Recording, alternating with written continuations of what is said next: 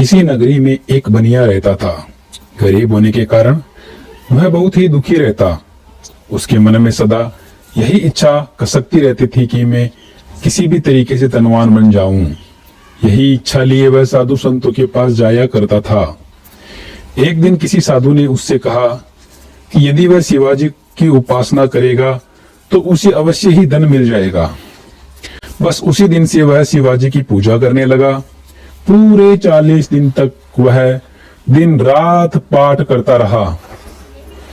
ठीक 40वीं रात को शिवाजी ने उसे स्वप्न में दर्शन देकर कहा, पुत्र, तुम्हारी आराधना सफल हुई।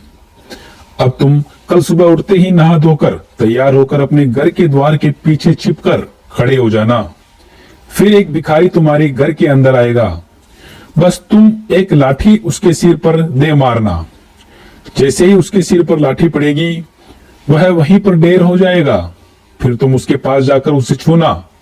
तुम्हारे द्वारा छुए जाने पर उसका शरीर सोने में बदल जाएगा। वह सोना तुम्हारे सारे जीवन के लिए बहुत है। सुबह उठते ही बस उस बनिए ने ऐसा ही किया। उसने भिखारी के सिर पर लाठी मारी तो वह धरती पर गिर पड़ा। जैसे ही उसने उसे छुआ तो उसका सारा शरीर सोने का हो गया। इस प्रकार से वह बनिया रातों रात धनी बन गया। यह सब कुछ बनिए की हजामत करने के लिए उसके घर पर आया हुआ एक नाई भी देख रहा था। नाई ने सोचा कि यदि किसी भिखारी के सिर पर लाठी मारने से इतना सारा सोना मिल जाता है तो वह क्यों न ऐसा करके धनी बन जाए। यह सोचकर वह भी अपने घर के द्वार के पीछे लाठी लेकर खड़ा हो गया। उसे किसी भिखारी के आने की प्रतीक्षा थी। उस दिन तो उसकी इच्छा पूरी न हुई, किंतु दूसरे दिन सुबह ही एक भिखारी उसके घर में आया तो नाई ने झट से उसके सिर पर वार कर दिया। वह बेचारा भिखारी वहीं पर ढेर हो गया। शव के पास पहुंचकर नाई ने जब हाथ लगाकर देखा तो उसे मरा हुआ पाया। नाई सोचने लगा कि वह अभी तक सोने का क्यों नहीं बना।